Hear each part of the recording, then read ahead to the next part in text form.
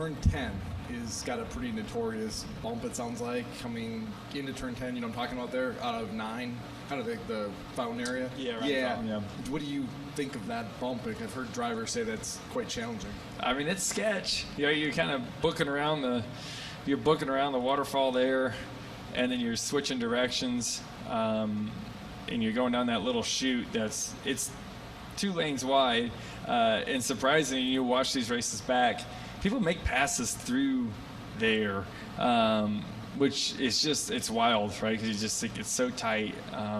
You know, you feel like you're going really fast. You're really not, right? But it's such a tight area that you feel like you're booking it. And the car, like, again, is bouncing all over the place. And that's another part of the track, too. When it rained, and if it does again, that part of the track doesn't dry very well. Just kind of being at the bottom of the hill there, it seems like the water kind of puddles up there more and takes longer to dry. I don't know if the sun doesn't quite get there as good either.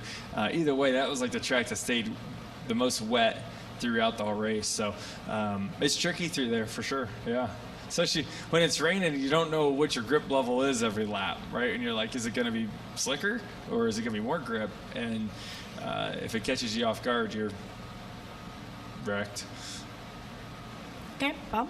Bob Parker's Fox Sports. I know you talk to NASCAR a lot about competition things, but I'm curious, you know, a lot of talk whether this is the last year here or not. Do you get involved in any of the discussion of suggestion of whether to race here or race somewhere else? No, I do not get in the middle of that. You know, I think as, you know, speaking for, I guess, myself and maybe some of the driver council and those type of things, you know, we try to, you know, help when whether there's a new venue or a venue we've gone to and adjustments that we think would be better, right? Great example of that was Mexico City when we were there, whether it's the tire barriers that you've seen in a lot of the corners through the S's. That was all through the driver council and Jeff Burton and everybody working together with NASCAR to help, you know, make sure that the race is officiated correctly and puts on the best racing possible for the fans, right? I feel like that's what, like, one of the main roles for the council is. And, you know, so whether that's racing here in Chicago, there can be suggestions on what we can do better, but and we voice those, and wherever the next one may be, if it's here again, if it's somewhere else, whatever happens, you know, we'd like to be in the middle of those discussions of you know, some of the things that we'd like to see on track and even off track for the experience for the drivers, the teams, and the fans. As far as on track, last week was kind of the first real look at the new DVP policy as far as lots of cars and what you can fix and what you can't. Are you comfortable with kind of what you saw last week, or as a guy who didn't get to fix, maybe we didn't fix much. To fix, would you wanted to fix? I didn't really experience the full thing as we were just parked on pit road and it was done with the radiator knocked out of it, and it's not on the list. So yeah, I mean, it's funny watching your videos of the garage. It looked like a parking garage. It was it's kind of wild to see that many cars wiped out there, but yeah, part of the game. I guess it went fairly smooth. I watched on TV, you know, from there, and you know, I watched the lift system work for a couple cars. That was neat to see that actually go into effect and see a car stuck, and they plugged it in and boom, and it drove off. That's cool. That's a start. I wasn't in the middle of any DVP, nor were any of our cars really to speak of, to know, you know, any little details and things like that. But it seems like the rules are pretty clear. All right, additional questions? We'll go to Jay. Hi, Jay Cohen, Associated Press. You talked about a bunch of the tricky areas around this course. Is this sort of like a patience exercise almost for you guys in the sense of knowing when to maybe be conservative inside some of these turns and when you have to get going? Yeah, it's easy to say that until Shane's out there a second faster than you, and you got to go put yourself in some uncomfortable situations, right? Like, it's easy to say that, but you got to figure out how to go fast. And last I checked with this car, there's no going fast in your comfort zone. You just got to be pushing outside of where you feel like you're comfortable. And this track's no exception to it. If anything, it's just a little bit more out of your comfort zone, probably because we haven't done it much, right? Like we're not road racers to speak of, right? There's only one out there that really is, and so all of us are, in a way, playing catch up. You mentioned you answered about like versus Chicago versus going to another place and et cetera. Like, how would you like to see NASCAR balance the difference of, taking the sport into new venues and new places and generating the buzz that comes along with that, with, establishing a foothold in a market like downtown Chicago and the city, and maybe being able to keep those new fans coming after 3 years or so? I could probably go a couple different directions on that. I think I'm always a big fan of going to new facilities because it's worked every single time. And I got to go back to just thinking about early in my career when we never did anything like this, right? I mean, it was the same schedule you guys remember, it was the same schedule every year for decades. Like nothing changed. A big change would be like moving a date a couple weeks from when it was, right? Like it wasn't changing anything. Now we're going to new venues, right? And you got to think of Road America. We're not too far from there. That was a huge success. The LA Coliseum, the first couple of years, huge success, right? So I think if you do it too long, it gets stale. I think there's tracks that are part of our roots that we must go to. But I think there's like a handful of tracks that should be kind of like maybe on a 3-year term kind of thing that can just move around, go to new places, right? I mean, look what happened at Bowman Gray this year. Huge success, new track. People love going to see something new, the unknown, right? The uncertainty of all the teams not knowing what to do. It's fun to watch. You have an idea now of what Chicago's going to look like. Right? We know what Richmond looks like. We know what Daytona is going to look like.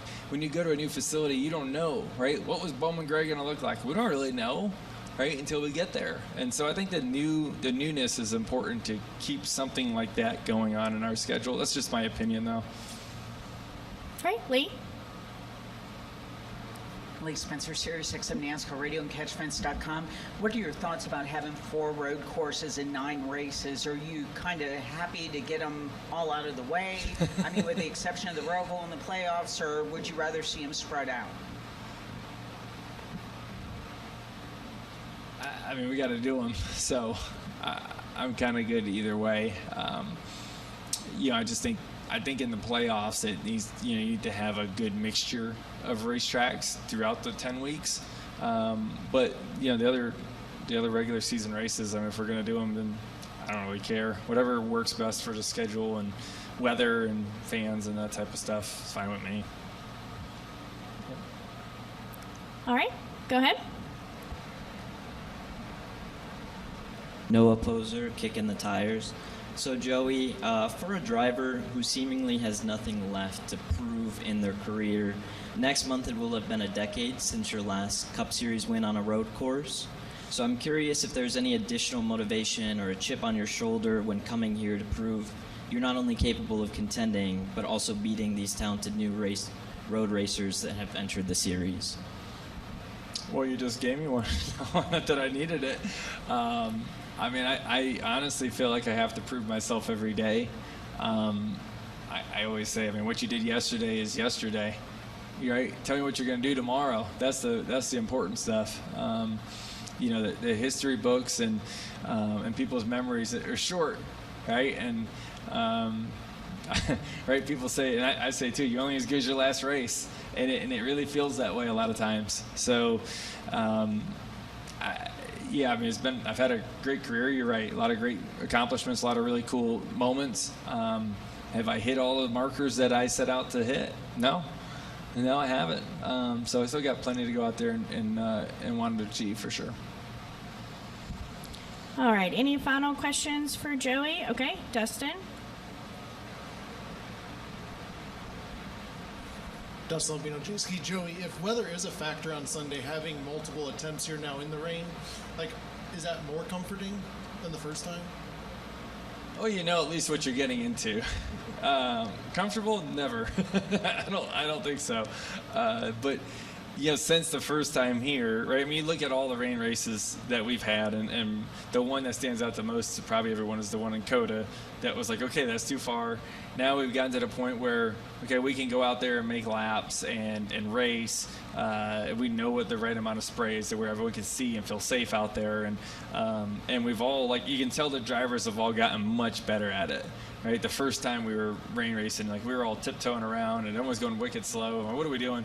And now it's like, instead of survival, like is what it was to start, is like just don't crash. Now people are like, they feel better about it. They're more comfortable. They're more aggressive. They're out there racing now, all the way through the field. Right, you used to just see maybe the top 10 cars really racing each other and feeling comfortable enough to get after it, and everyone else was just, if I just don't crash here, I'm going to finish in the top 10. Now that's not good enough anymore, right? You gotta, like, it's just the level keeps going up, just like everything else, and everyone's just done more rain racing now to know what to expect as far as grip levels and things they cannot pull off. Yeah, it's fun to watch though. I mean, I do think the rain racing stuff's interesting, especially when you get to the tire strategy piece, right? Like, at what point do you put slicks on versus the rain tire to wet tire? Like, it gets pretty interesting really quick. All right, Joey, before we let you go, I wanted to ask you one final question. Your team, your social media team, your people shared a video of you recently of taking someone on like a ride from the car dealership. Yes. I was just curious, was that something that you enjoy doing, kind of acting in character of? Oh, it was a blast. So backstory, this was literally the week after we won the championship in Phoenix. We went to Huntersville Ford, North Carolina, and which are friends with a lot of people there.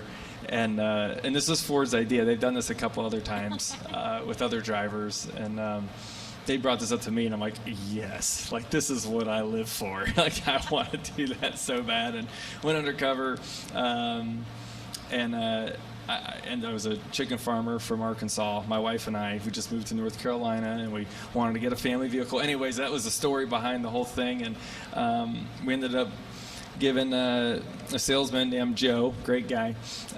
We scared the hell out of him and made a lot of good jokes.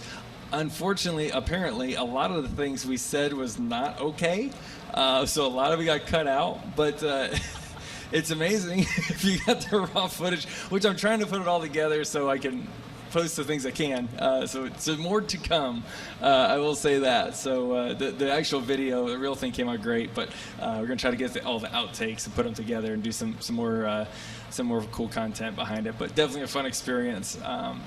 And we got him. He had no idea, which is crazy. I figured eventually he was going to figure this out, but definitely was a wild experience for Joe. My Place Hotels is proud to be the official hotel partner of Front Stretch. With plush beds, in-room kitchens, and pet-friendly hotels, My Place makes for the perfect pit stop when traveling. Front Stretch fans can use promo code FRONTSTRETCH to save 10% on your stay at any of our nationwide properties. Sign up for our Stay Rewarded program to get even more savings. With My Place Hotels, don't just stay rewarded. Steven Stump of FrontStretch.com here. Come back for more great racing videos, and if you like us, don't forget to hit that subscribe button.